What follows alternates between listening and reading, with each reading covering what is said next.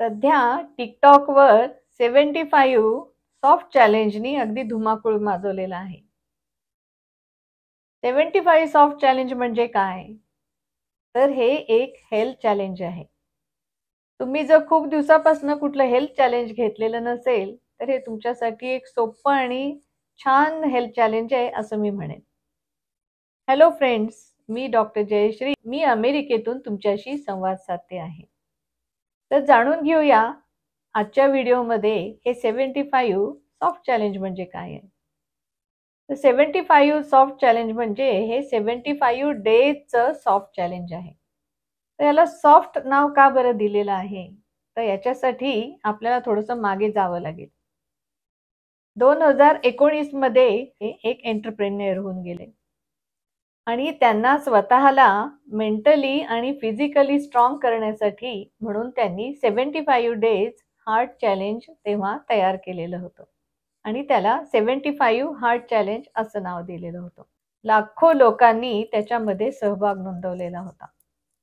हे चॅलेंज खरंच हार्ड होतं आणि त्यामुळे ते पूर्ण करणं सुद्धा खूप कठीण होतं आणि त्याच्यामध्ये जे नंतर हर्डल्स आले किंवा जे त्याच्यामध्ये खूप डिसएडव्हान्टेजेस दिसून आले, त्याच्यावर नंतर हे 75 डेज सॉफ्ट चॅलेंज असं बनवण्यात आलं आणि हे चॅलेंज स्टीफन नावाची एक फिटनेस इन्फ्लुएन्सर आहे जर्मनीची, तिने तयार केलेलं आहे.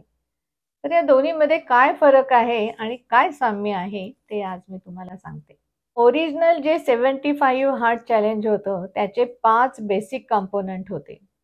त्याच्यामध्ये सगळ्यात पहिलं होतं की you have to take a balance diet.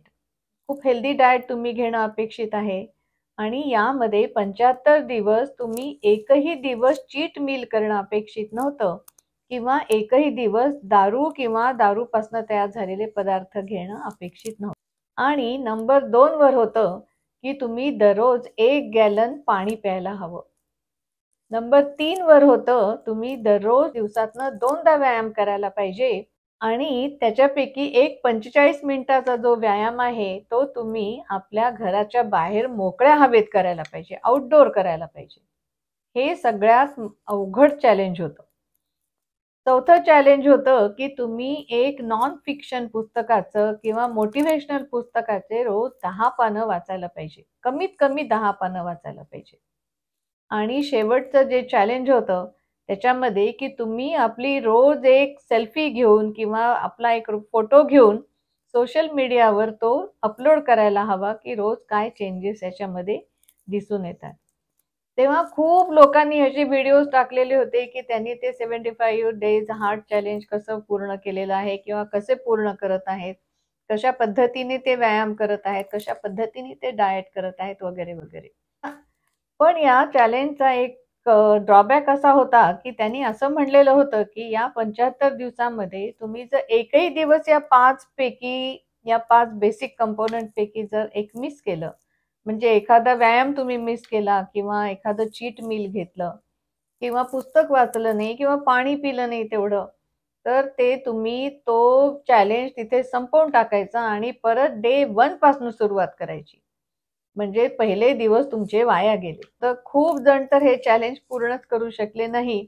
जरी त्यांच्या वेबसाईटवर असं क्लेम केलेलं आहे की 1,00,000 लोकांनी आपल्या आयुष्यामध्ये या चॅलेंजमुळे खूप पॉझिटिव्ह बदल घडवून आणला आणि खूप जणांनी वेट लॉस सुद्धा केलं आणि खूप जणांनी मेंटली आणि फिजिकली ते सॅटिस्फाईड फील झाले आणि ऑफकोर्स कुठलं गोल तुम्ही अचीव केलं तर तुम्हाला तो आनंद आणि सॅटिस्फॅक्शन तर मिळतंच.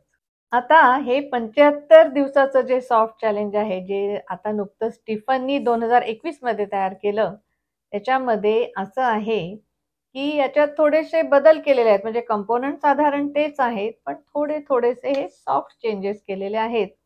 यामध्ये सुद्धा तुम्ही हेल्दी डाएट घेणं अपेक्षित आहे 75 दिवस, पण एखादं चीट मील ॲक्सेप्टेबल आहे.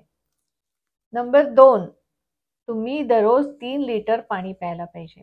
नंबर 3, तुम्ही दररोज फक्त 45 मिनिट आणि एकदाच व्यायाम करायचा आहे आणि जरुरी नाही की तो व्यायाम आउटडोअरच केला पाहिजे.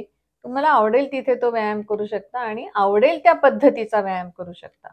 आणि एखादा दिवस जर तुम्हाला वाटलं की नाही आज माझ्या बॉडीला रेस्ट हवी आहे किंवा मला आज बरं वाटत नाहीये, मला आज व्यायाम नाही करावा असं वाटत आहे, तर you have to listen to your body. तर या सॉफ्ट चॅलेंजमध्ये तुम्हाला ते माफ आहे. म्हणजे एखाद्या दिवस तुम्ही जर व्यायाम केला नाही तर ते एक्सक्यूज चालणार आहे. तुम्हाला परत पहिल्यापासून श्री गणेशा करण्याची गरज नाहीये. यानंतर येतं बुक रीडिंग. तुम्ही तुमच्या आवडीचं कुठलंही पुस्तक, तुमच्या इंटरेस्टचं, जरुरी नाही ते मोटिव्हेशनलच असलं पाहिजे किंवा नॉन फिक्शनच असलं पाहिजे. तुम्ही तुमच्या आवडीच्या कोणत्याही पुस्तकाची 10 पानं तुम्ही वाचू शकता. आणि हे तर सोपं आहे, म्हणजे तुम्हाला जे पुस्तक आवडतं त्याची 10 पानं तर तुम्ही नक्कीच वाचू शकता, आरामात वाचू शकता. हा एक बदल त्याच्यामध्ये केलेला आहे. आणि तुम्हाला दररोज फोटो अपलोड करण्याची काही गरज नाहीये. तुम्हाला वाटेल तेव्हा तुमचे फोटो तुम्ही अपलोड करू शकता. दररोज करायचं तर दररोजही करू शकता, पण जरुरी नाही. म्हणजे ते प्रेशर जे बिल्ड होतं 75 हार्ड चॅलेंजमध्ये, की मी रोज काय माझ्या शरीरात बदल होत आहेत किंवा मला ते व्हिडिओ करून टाकायचं आहे, की मी एवढे सगळे 5 कंपोनंट्स फॉलो केले आहेत. दिवसात 2दा व्यायाम केलेला आहे. त्याच्यातला एक माझा आउटडोर व्यायाम होता. याच्यामध्ये खूप जणांना प्रेशर येत होतं, खूप स्ट्रेस आला होता आणि मी मागेही सांगितलं, की खूप जणांनी ते चॅलेंज सोडून दिलेलं होतं. पण कंपॅरेटिव्हली हे सॉफ्ट चॅलेंज फॉलो करण्यासाठी ईझी आहे. आणि मला वाटतं, की एका वर्षातले 75 दिवस जर स्वतःला फिजिकली आणि मेंटली स्ट्रॉंग करण्यासाठी जर तुम्ही दिले, तर ती काही खूप मोठी गोष्ट नाहीये. या 75 दिवसामुळे जर तुमच्या आयुष्यामध्ये खूप पॉझिटिव्ह बदल होत असतील, खूप तुमच्या हेल्दी सवयी जर तुम्हाला लागत असतील, तर मी तुम्हाला नक्की सजेस्ट करेन, की हे चॅलेंज घ्यायला तुम्ही अजिबात मागे-पुढे बघू नका.